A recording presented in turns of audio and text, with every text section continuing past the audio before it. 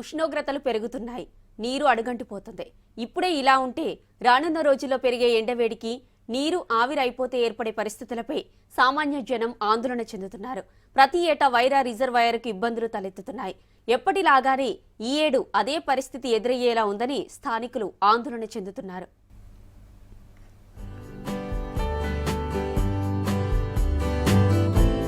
ఖమ్మం జిల్లా వైరా రిజర్వాయర్ నీటి మట్టం రోజురోజుకు తగ్గుతోంది. పెరుగుతున్న ఉష్ణోగ్రతలకు తోడు సాగు అవసరాలకు విడుదల చేస్తుండటంతో ఈ పరిస్థితి నెలకొంది.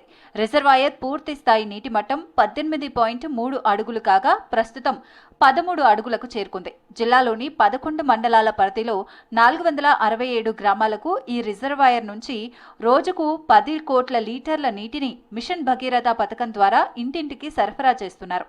మరోవైపు రిజర్వాయర్ కుడి ఎడమ కాల్వల ద్వారా వారాబందీ పద్ధతిలో ఆయకట్టుకు సాగునీరు విడుదల చేస్తున్నారు.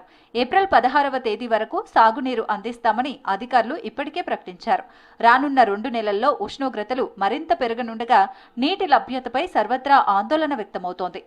ఈ రిజర్వాయర్ లో ఉన్న వాటర్ 12 మండలాలకి తాగునీరు అందిస్తున్నారు. ఈ 25,000 ఎకరాలు సాగునీరు కోసం ఇవాళ సాగునీరు లేని పరిస్థితి ఉంది. సాగునీరు తగ్గింది, సాగునీరు లేదు. 11.5 అడుగులు ఇప్పుడు సామర్థ్యం ఉంది. వైరా రిజర్వాయర్ నుంచి ప్రతిరోజు 33 క్యూసెక్కుల నీరు ఆవిరి రూపంలో పోతుండగా 37 క్యూసెక్కుల నీరు మిషన్ భగీరథ పథకం ద్వారా తాగునీరు అందిస్తున్నారు. ఇలా నిత్యం 70 క్యూసెక్కుల నీరు ఖర్చవుతోంది. మరోవైపు జిల్లాలో ఏప్రిల్ 17 వరకు సాగర్ జలాలు వారాబందీ పద్ధతిన నీరు విడుదల చేయనున్నారు. రిజర్వాయర్లలోకి సాగర్ జలాలు విడుదల చేస్తే తాగునీటికి ఇబ్బందులు తప్పుతాయి. అయితే ఈ విషయమై అధికారులకు స్పష్టమైన హామీ లభించలేదు. ఈ వైరా రిజర్వాయర్ ఇప్పుడు నీటి పరిస్థితి చూస్తే 13 అడుగులకు చేరుకుంది. ఈ రిజర్వాయర్ కింద సుమారు 26,000 ఎకరాలు సాగులో ఉన్నది.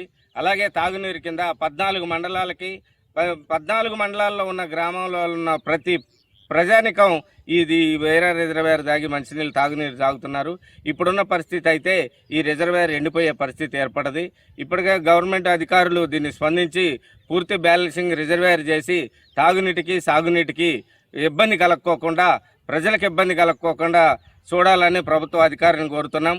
రిజర్వాయర్ నుంచి మిషన్ భగీరథ పథకం ద్వారా జిల్లాలోని వైరా, మదిర, కల్లూరు మున్సిపాలిటీలతో పాటు మరో 8 మండలాలకు 10 కోట్ల లీటర్ల తాగునీరు సరఫరా అవుతోంది. ఈ క్రమంలో రిజర్వాయర్లోని నీటి వినియోగంతో పాటుగా ఆవిరి శాతం మరో 10 రోజుల్లో మరింత పెరిగే అవకాశం ఉంది.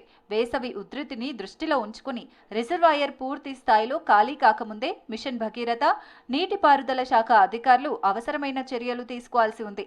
లేదంటే వేసవిలో గృహ వినియోగానికి తీవ్ర ఇబ్బందులు తప్పేలా లేవు.